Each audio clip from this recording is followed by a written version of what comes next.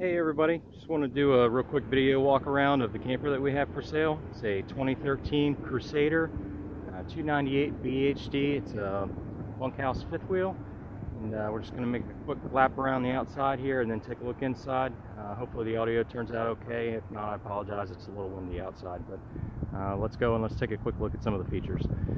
Alright, so first of all, on this side, this rig does have a nice outside kitchen.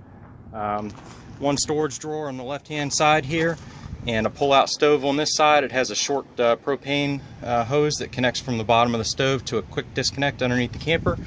There is a second quick disconnect back here too, that yellow stub right there on the left side, to hook up a portable barbecue grill or whatever other accessories you might have. And that white switch right there is for the rear stabilizer legs.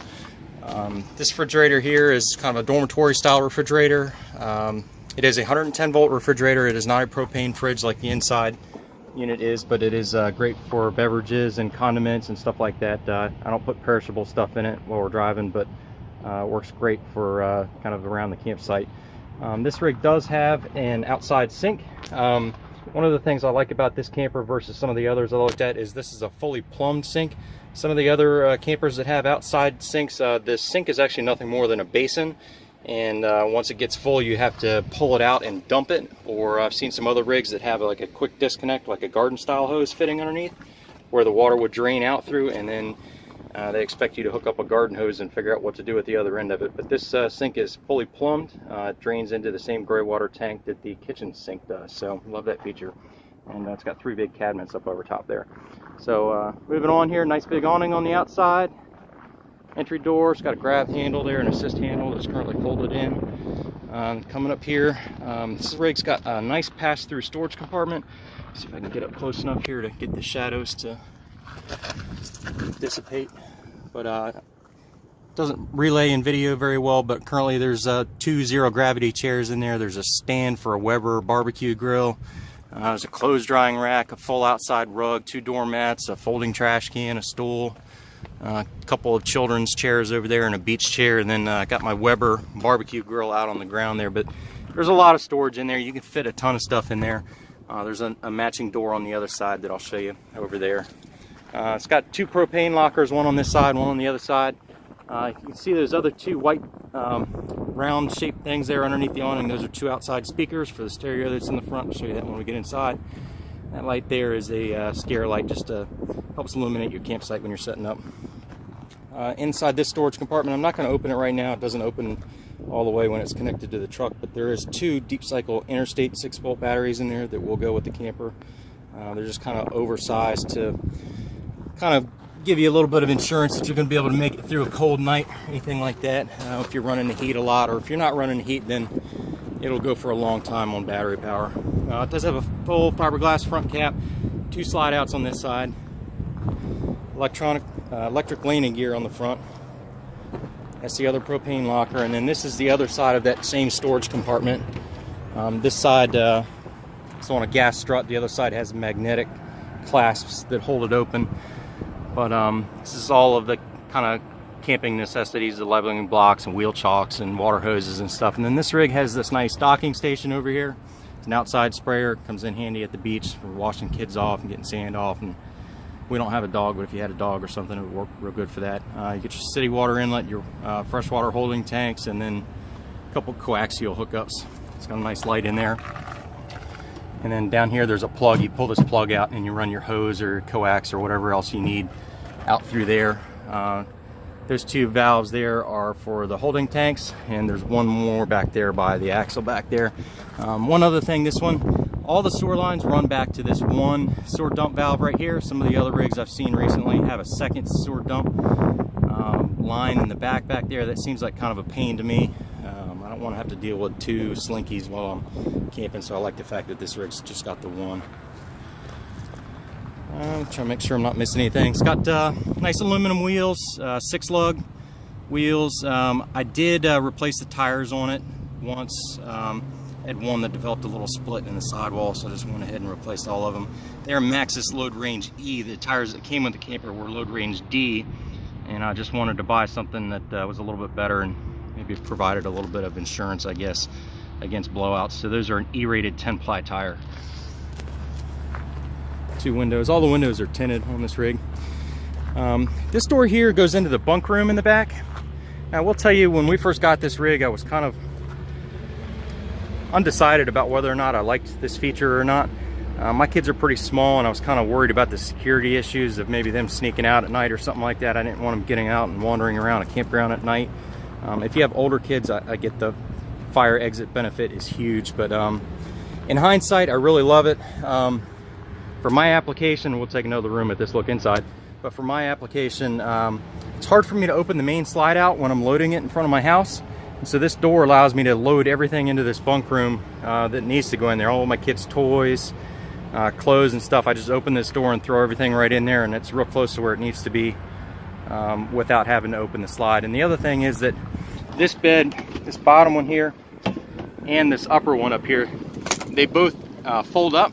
So if you need to put anything back there that's large and bulky, like we've put bicycles back there a couple times, you can put beach chairs and stuff back there, or maybe a generator or something, but anything like that that's big and bulky that you don't have other space for can go in through that door, and it works really well.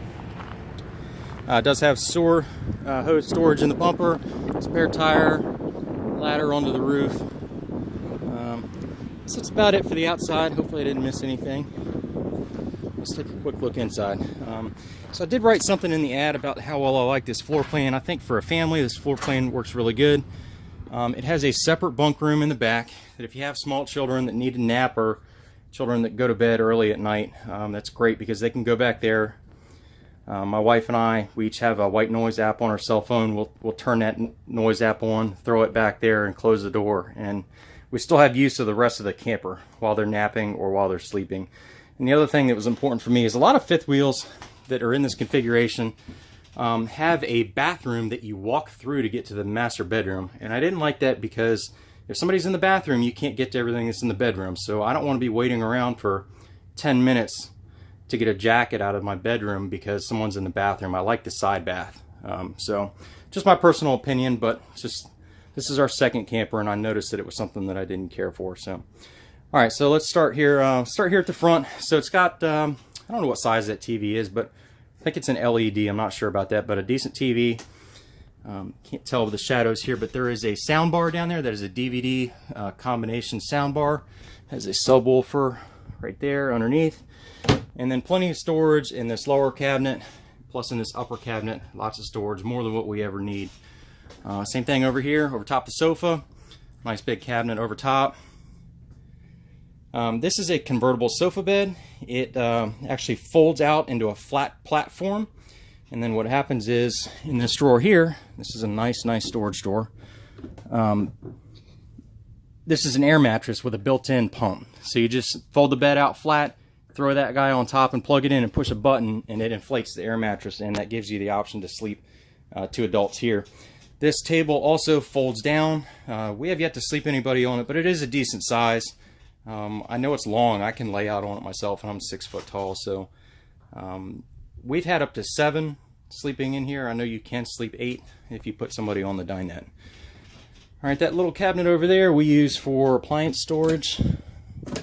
Coffee maker, toaster, little vacuum, plenty of space for more stuff. This door over here we use as a pantry.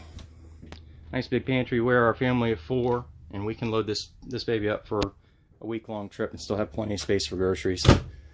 Same thing with the fridge. This is a fridge-freezer combination. I think it's a 9 cubic feet. It's an upgrade in most campers, but nice big fridge, microwave, oven, built-in sink, 3 drawers underneath, enough for all your kitchen gadgets, and a nice big, I think Crusader calls this a pot and pan drawer, but it works out good. There's a lot of space in there.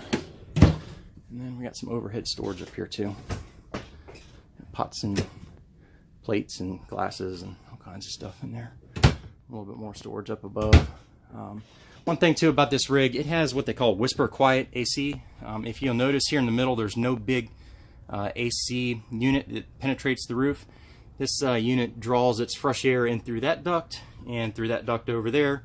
And because of those long ducts and the fact that there's no large penetration in the middle, the unit's a little bit quieter than most. It's nice because if it's cycling on and off and you're watching TV or something like that, it's not as annoying. The other thing too that is important to note with this camper is that's a 15,000 BTU air conditioning. That's the standard unit. This camper has one air conditioning in it currently, but it's pre-wired for a second air conditioning. The vent that's in the master bedroom up front is pre-wired for it. There's actually an extra cable in that breaker box down there. If you pop that lid open, there's a breaker in there that's labeled AC2. This camper currently does not have a second AC in it. I don't think it needs it, but one of the features that does necessitate that I really like is that means that this camper has 50 amp service. And if you know anything about campers, you know that most basic campers have 30 amp service. Well, 50 amp is actually a little bit of a misnomer because it's actually two 50 amp circuits when you get a 50 amp coach. And so you actually have 100 amps of total capacity. So the difference between 30 and 100 is huge.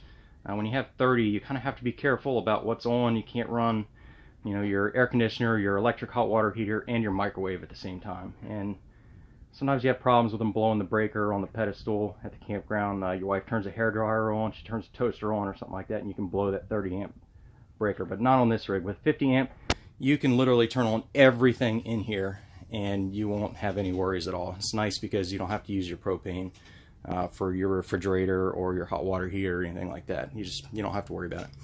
So in the back here, you got 3 bunks. Got 2 smaller ones on this side. Pardon the sheets, it's a mess. We just got back from a trip.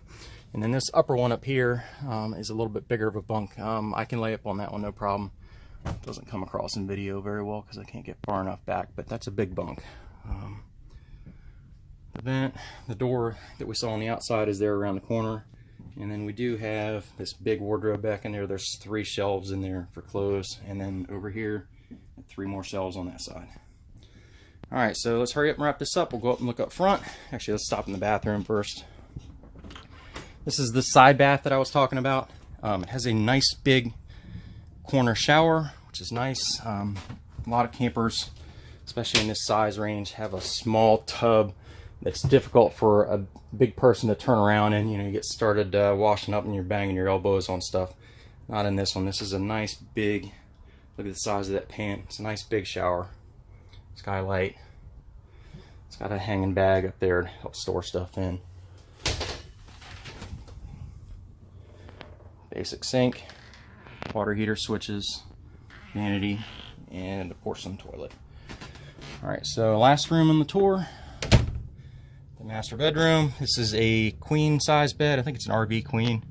That stereo controls these 2 speakers here in the roof, and then the 2 that are outside.